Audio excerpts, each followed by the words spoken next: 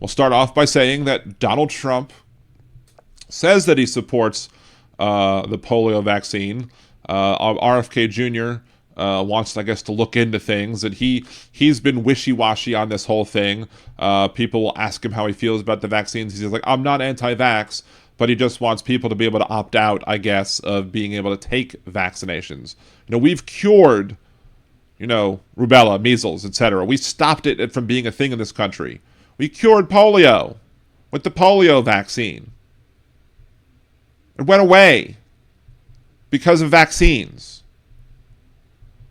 But because there is this hysteria amongst conservatives over what vaccines will do, and that was multiplied 100-fold or more during the pandemic when people were fighting against taking the COVID vaccine, getting the shot. You now have people who are not only not wanting to take the COVID vaccine, they're not wanting to take any vaccines. They're not getting their kids vaccinated for anything. Louisiana is an example of a state that has not had as many vaccinations, I guess, as a per capita than it previously had.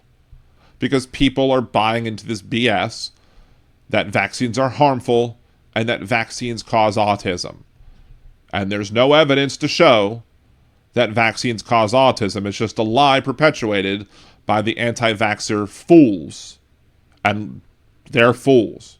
Believe you me. So they'll ask, well, why? Donald Trump even talked about this. Even after Donald Trump said, hey, I support the polio vaccine, but I do think we need to look into the higher rates of exploding rates or whatever of autism that are going on in this country. No, one has nothing to do with the other. Do you know why we have more cases of autism today?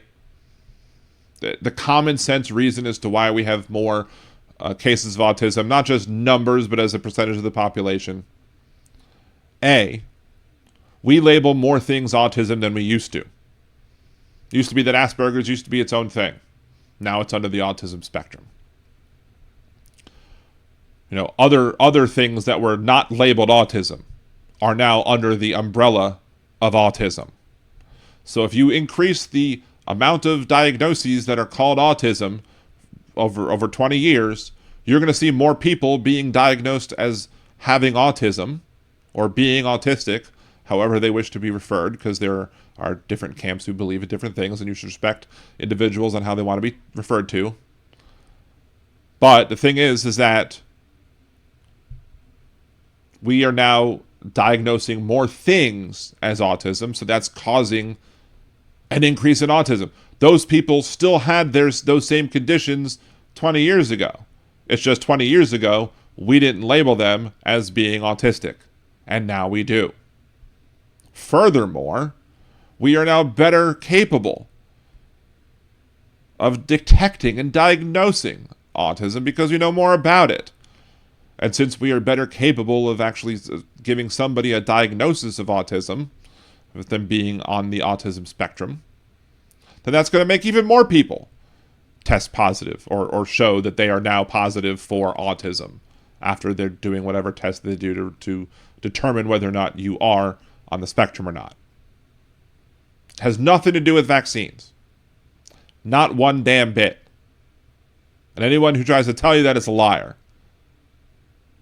But the main important thing is that the reason we're seeing more autism diagnoses is simply because, A, we're better at diagnosing it, and we're labeling more things as autism than we did before.